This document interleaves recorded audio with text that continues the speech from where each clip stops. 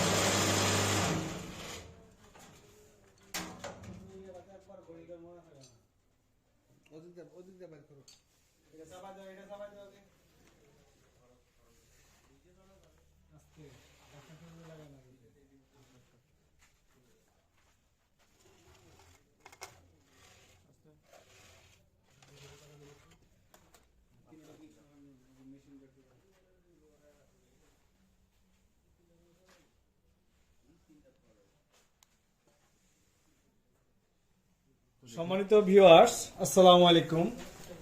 এই মুহূর্তে digital Bangla manufacturing থেকে আজিজুর রহমান আপনাদের কাছে আমি প্রায় বলে থাকি ডিজিটাল বাংলা ম্যানুফ্যাকচারিং নতুন নতুন আইটেম নিয়ে ইনশাল্লাহ কিভাবে যারা এই ব্রিক ফিল করবেন অথবা ব্লক ফিল করবেন তাদের জন্য বিশেষ করে নতুন যারা এই ধরনের প্রজেক্ট করেন তাদের জন্য আমরা QT4-44 আপগ্রেড একটি মেশিন আজকে আবারও প্রথম ম্যানুফ্যাকচারিং করলাম। আমাদের শিবু ভাই এই মেশিনটি মোটামুটি অর্ডার করছেন, আজকে ট্রায়াল দিলাম ওনার সামনেই। আশা করি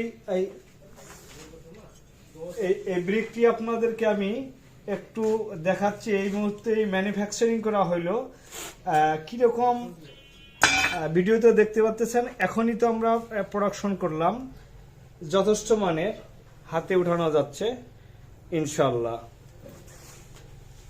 আঙ্কেলকে কিছু বলতে বলেন। ভাইজান শিবু ভাই, আপনার সামনেই আমরা মেশিনে অপারেটিং করলাম। সর্বোপরি মেশিনের স্ট্রাকচার অ্যান্ড আপনি যে প্রোডাক্ট আপনার সলিড ব্রিক, লোগোবিহীন সলিড ব্রিক 10 পিস ইনশাল্লাহ বের হয়েছে।